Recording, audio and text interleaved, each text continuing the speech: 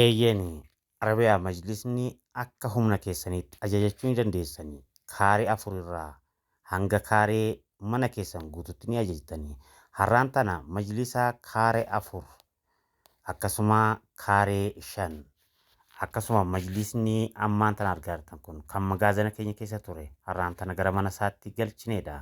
Maal kana qofa TV inchii abbaa 70 fi TV staandii siree waliin firaasha wajjin goonee kan magaazina keessa ture gara mana isaaniitti galchineerra.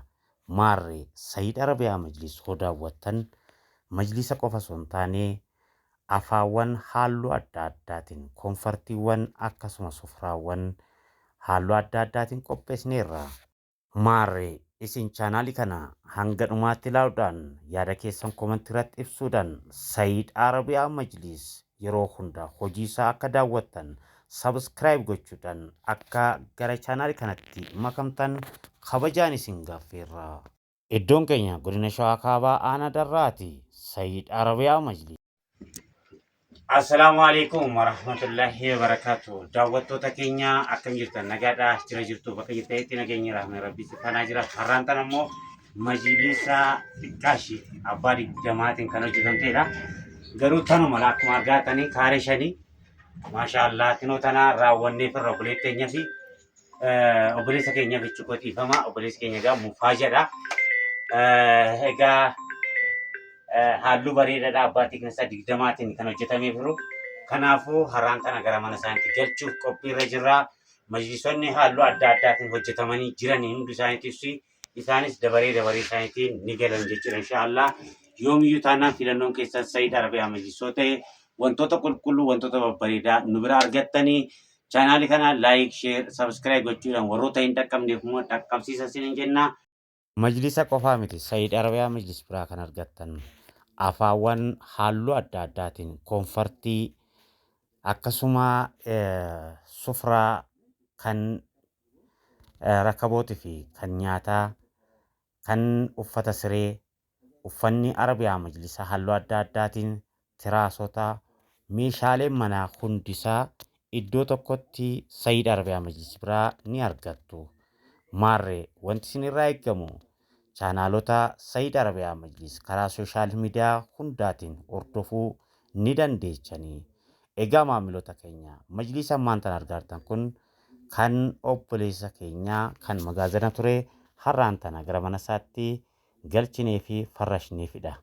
Kanaafuu warroonni hojjechiifattanii ol kaa'ullee barbaadan Sayyid Arabiyaa Majlis magaazina qulqulluu qopheessara waan ta'eefuu wanti tokko wanti sirrakkisu hin jiru. Kinoo kun ammoo kan jalqaba irratti isiniif ibsaa ture sanii majlisa kaaree 5 kinoo kuni egaa gara mana isaatti galchineerra. Majlisa ajajuu barbaadan gaa akka humna keessanitti hamma barbaadan ajajuu ni dandeessanii. Kaaree 5 4 6 7 8 laazim guutuu ta'uu hin qabu. Hamma barbaadan ajajachuu ni dandeessan. Kinoo kunis gaa kan obboleettii keenyatti maggaarajaa isaa wajjin afaashee wajjin haala bareedaadhaan hojjetamee fi kan gara mana isheetti galeedha kunis gaa. Kanaaf yeroo hundaa hoo Sayyid Arabiyaa Majlis ajajdan dhuftanii daawwattan waan barbaadan meeshaalee manaatiin wal qabatee hundi isaa iddoo tokkotti isin qopheessina jenna. Egaa maamiltoota keenya TV staandii dizaayinii adda ta'e isaa akkasuma televezyiinii inchii 60 kan nu bira turedha. Kunis har'aan tana gara mana isheetti galchineerra. Qulqullina viidiyootiif dhiifama isin gaafannaa ibsaatu hin jiru mana keessa callamaadha. Kana dura majlis Arabiyaa hojjennee fi manatti galchinee fi turre har'a immoo siree ishiillee firaasha wajjin gara mana isheetti galchinee firraa mabruuk inni obboleettii keenya egaa dhufteetti egaa ishiinis biyyaan baa turte. Majlis achi teessee nu ajajtee amma immoo dhuftee siree fi TV staandii TV wajjin televezyiinii wajjin nu ajajtee turte. Koosuma isheetis hojjennee firra maashaallah. Mabruuk innirra jiruu gaarii gammachuu wajjin akka irra jiraattu hawwii keenya. Maarree maggaarajaan illee haala bareedaadhaan maachi majlisa ishee hojjetamee fi galee fira. Maalree Sayyid Arabiyaa Majlis biratti gaa waa hundi iddoo tokkotti ni argattu kan jennu waa malee miti.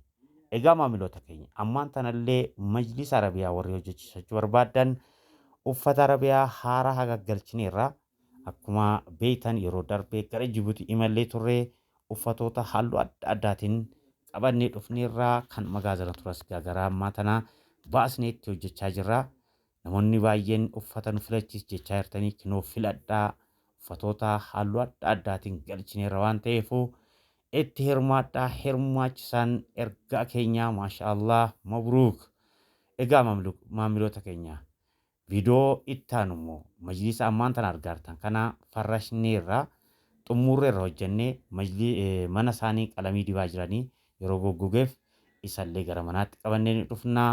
Viidiyoo biraatiin hanga walitti dhufnutti chaanaalii kana laayik, sheer, sabskiraayib gochuudhaan warroota bira hin geenyeef warroota majlisa barbaadannuuf bira geessisaa isiniin jennaa.